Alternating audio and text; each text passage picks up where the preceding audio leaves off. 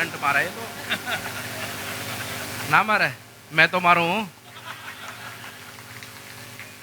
बोलो भारत माता की। इतना ठंडा मौसम हो रहा है, चुनाव की गर्मी हो रही है और इतनी ढीली आवाज, और वो भी अलवर की। जोर से जयकारा लगाए, भारत माता की। आज हमारे अलवर का ये परम सौभाग्य है कि आप ही के मार्गदर्शन में हमने गत विधानसभा चुनाव यहाँ पर लड़ा, और यहाँ पर आप जब बैठक ले रहे थे तो उस समय आपकी प्रदेश अध्यक्ष की घोषणा हुई।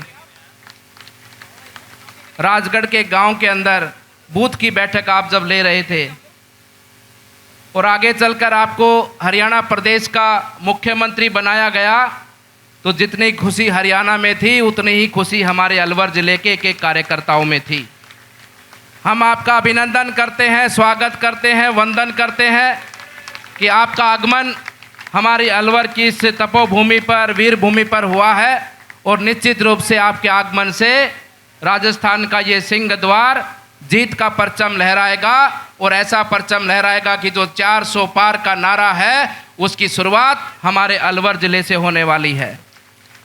मंच पर उपस्थित हमारे बीच में हमारे प्रभारी के रूप में काम कर रहे श्री सुरेश रावत जी, मंच पर उपस्थित हमारे अलवर जिले के जन जन के प्रिय, आपकी सेवा को 24 घंटे समर्पित रहने वाले ऐसे हमारे मंत्री श्री संजय शर्मा जी, मंच पर उपस्थित हमारे जिले के अध्यक्ष जी, मंच पर उपस्थित हमारे प्रदेश में हम सब की बात को रखने वाली, केंद्र में हम सब की बात को रखने वाली ऐसी हमारी बड़ी बहन श्री अलका गुजर जी, और बब्बर शेर जी भी बैठे हैं। मंच पर सभी हमारे वरिष्ठ कार्यकर्ता मंच पर विराजमान है। मैं सबकी सादर उपस्थिति को प्रणाम करता हूं, विशेष रूप से आप सबकी सादर उपस्थिति को प्रणाम करता हूं।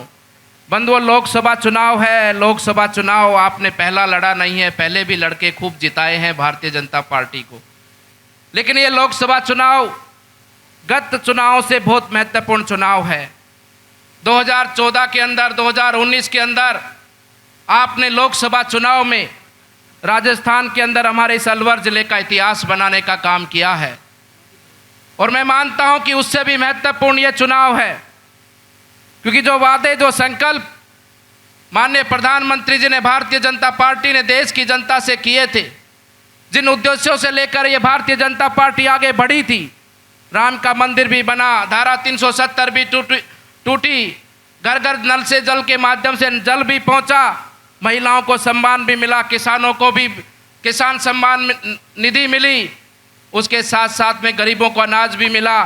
ये सब काम देश में हुए, लेकिन मैं पूछना चाहता हूं देश के लोगों से कि भगवान श्री राम लला विराजमान हो गए अयोध्या के अंदर, क्या भारत में राम राज्य की स्थापना नहीं होनी चाहिए? क्या नहीं होनी चाहिए? क्या ये भारत में राम राज्य की स्थापना कौन लेकर आएगा? मैं पूछना चाहता हूं आपसे, कौन लेकर आएगा? कौन लेकर आएगा? अरे कौन लेकर आएगा? कौन लेकर आएगा? मोदी जी लेकर आएंगे। और मुझे याद आता है वो समय आजादी की संघर्ष की लड़ाई का, जब देश में चारों कोने से आजादी की लड़ाई लड़ी जा रही थी।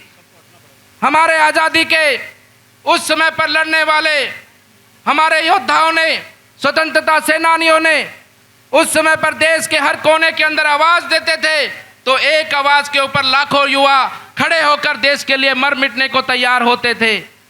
देश में कोई जाति नहीं थी, कोई पाति नहीं थी, कोई धर्म नहीं था, सबकी एक ही आवाज थी कि हमें किसी भी कीमत पर आज़ादी चाहिए। उसी समय पर नेताजी सुभाष चंद्र बोस ने देश के लोगों से कहा कि तुम मुझे खून दो, मैं तुम्हें आज़ादी दूंगा।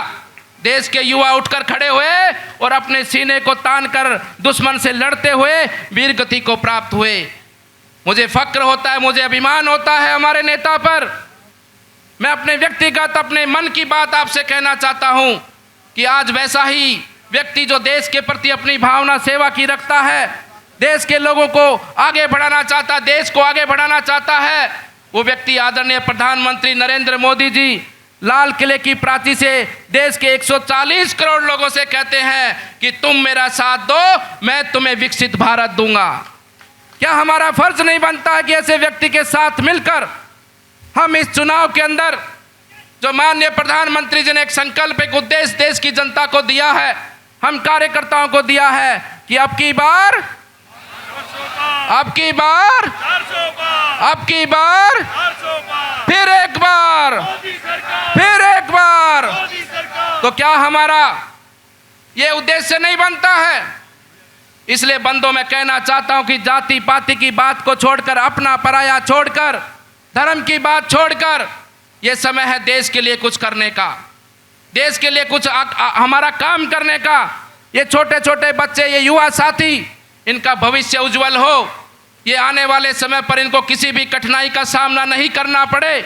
इसलिए इस चुनाव के अंदर हम सबको मिलकर भारतीय जनता पार्टी के कमल के फूल को खिलाना है।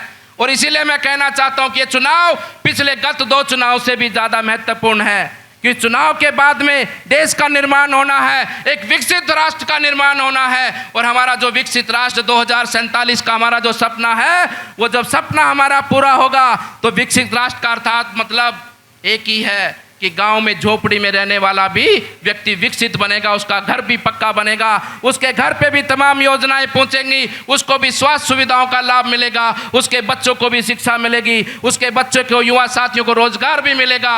यही है विकसित भारत हमारा।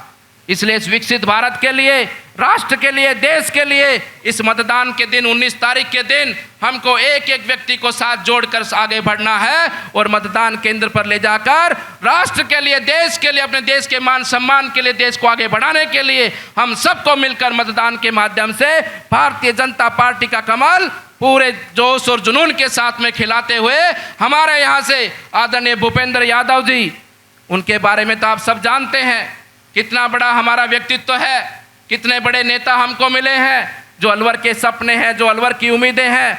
गत वर्षों से 25 सालों से हम सब लोग रोते हैं, बिलखते हैं, बार बार हमारी जनता की एक ही आवाज़ रोती है कि हमें कुछ नहीं चाहिए, हमें पानी पिला दो, हमें कुछ नहीं चाहिए, हमें पानी पिला दो। बाबा भर्तृहरि ने वो हमारी आवाज़ सुनी है और ऐसा व्यक्ति हमारे बीच में भेजा है कि जो आप सोचते हो, जो आप चाहते हो, उससे भी बढ़कर आने वाले समय पर अलवर में काम होगा और हमारे सबके सपने पूरे होंगे। इतना ही निवेदन करते मैं अपनी वाणी को विराम देता हूँ। जय श्री राम।